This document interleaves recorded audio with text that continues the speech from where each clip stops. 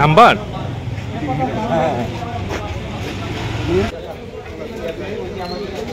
এটা কইলেছে যে কেন তোমার আসতে দিতে হবে পরে বলতে হবে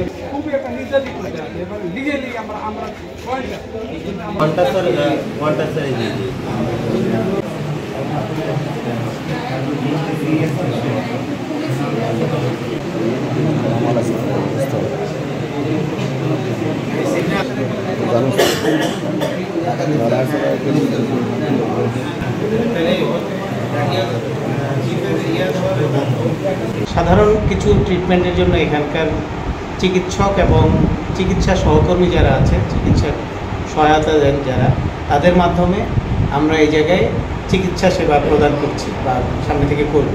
তবে বিশেষজ্ঞ ডাক্তারদের জন্য যদি কারো দরকার হয় তাহলে এখান থেকে আমাদের অন্যান্য যে সকল সিএমএইচে আছেন তাদের মাধ্যমে সে সকল সিএমএইচে বিশেষজ্ঞ ডাক্তারদের তারা দেখাতে পারবে। আচ্ছা, এই সদস্যদের পরিবারের কারা কারা এই চিকিৎসা পাবেন? সেনা সদস্যের পরিবারের এখন পর্যন্ত এটা সেনা সদরের একটা বিধিমালা আছে যে সেনা অবসরপ্রাপ্ত সেনা সদস্য যারা তারা এবং তার পরিবারের সদস্যরা এইটা চিকিৎসার সংযুক্ত হবে। এটা তো আগে খুব ছোট পর্যায়ে ছিল, এখন মাননীয় সেনাপ্রধান চাচ্ছেন এটা যতটুকু সম্ভব দেশের প্রত্যন্ত অঞ্চলগুলোতে দেওয়া যায়।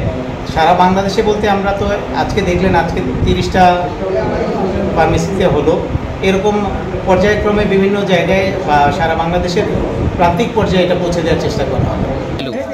আজকে বহুদিনের প্রচেষ্টার পরে আমাদের বর্তমান সেনাপ্রধান আমাদের যে সুযোগ সুবিধা করে দিয়েছেন তিনি এটা প্রশংসার দাবিদার।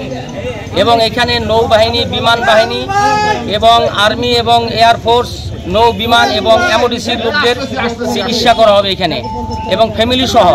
এখানে প্রতিদিন একজন ডাক্তার, এমবিবিএস ডাক্তার এবং 2 জন মেডিকেলে এসছেন এখানে বসবে এবং ওনাদেরকে এখানে ফ্রি চিকিৎসা দেওয়া হবে। এবং যেই সমস্ত ওষুধগুলি আগে সিএমএস থেকে আনতে হইতো, বহু দূরত্বে যাইতে হইতো, এখন সেইভাবে আর যাওয়া লাগবে না, এখান থেকে নিতে পারে। এটা মেডিকেল ডিসপেন্সারি খুলছে, এটা সেনাপ্রধানের আদেশও হয়েছে, এখান থেকে সমস্ত চিকিৎসার সুবিধা এখান থেকে পাবে ইনশাল্লাহ। পুরো বাংলাদেশের সব লোকগুলো ঢাকা চেয়ে নিতে চায়, সেখানে অনেক ভিড় হয়, ওষুধ আনতে যায় কষ্ট হয়।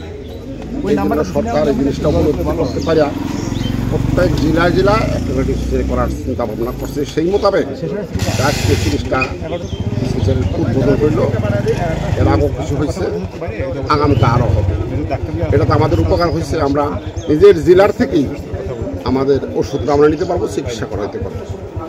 আর আগে যেমন ছিল আমাদের চাকরি থাকা অবস্থায় আমাদের স্থিতিতে হইতো, এখন আবার আমাদের স্থিতিতে কার্যক্রম শুরু করছে, তারাও চিকিৎসা কেন্দ্র পাবে। এটি আমাদের যাতায়াত ভাড়াটা লাগলো না, কষ্ট কম হইল, যার যার জেলার থেকে আমরা ওষুধটা পাইলাম, চিকিৎসা করাইতে পারলাম, এটি আমাদের উপকার। এই ব্যবস্থাটা গভর্নমেন্ট যে করছে এতে আমাদের অবসরপ্রাপ্ত ব্যক্তিদের জন্য অনেক সুবিধা হলো।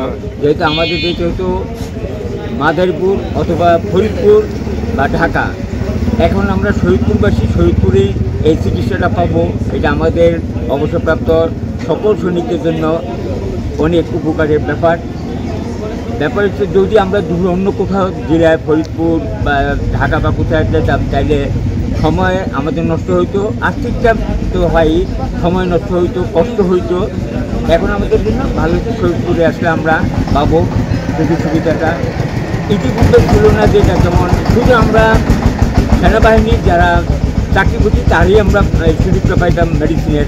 এখন বর্তমান আমাদের স্ত্রীদের জন্য একটা সুযোগ করা হয়েছে আজকে থেকেই, যে অর্ডার আমরা আসছি। আজকে মিটিং হলো আমাদের শহীদপুরে, এখানে আমাদের যে দায়িত্বে ছিলেন অর্থাৎ সেনাপ্রধান এই ভার্চুয়াল বক্তব্যতে উনি বলছে যারা সেনাবাহিনীতে অবসরপ্রাপ্ত হয়েছেন তারা না, তাদের স্ত্রীরাও সেই সুযোগ সুবিধা, ওষুধের সুযোগ সুবিধা পাবে।